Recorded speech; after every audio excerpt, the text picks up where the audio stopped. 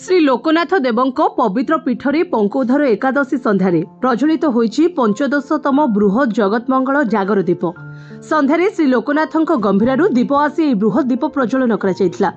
उत्सव प्राक्तन विधायक जयंत षडंगी, देवी सुभद्राଙ୍କ बाड़ग्राही रामचंद्र दास महापात्र एवं अतिरिक्त एसपी सुशील मिश्र सम्मानित अतिथि भाव में जोगदे दीप प्रज्वलन करथिले। पूर्वरु ଏହି बृहत दीप माटी प्रस्तुत करा जाउथिबा बेले गत वर्ष ठारू अष्टधातुर निर्मित होईछि।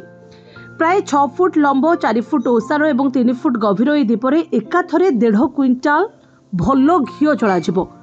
पंकोधार एकादशी संध्यारू महाशिवरात्रि जागर दिन श्री लोकनाथଙ୍କ महादीप उठिबा पर्यंत यह प्रज्वलित हेबो। 6 इंच चौड़ा और 10 मीटर लंब बलिता यह दीपरे व्यवहार कराजिबो। विश्व शांति तथा जगत कल्याण पई यह दीप प्रत्येक वर्ष श्री लोकनाथଙ୍କ पीठरे प्रज्वलन करा जाउथिबा उद्योक्ता रामकृष्ण होता कहते। ब्यूरो रिपोर्ट जे न्यूज।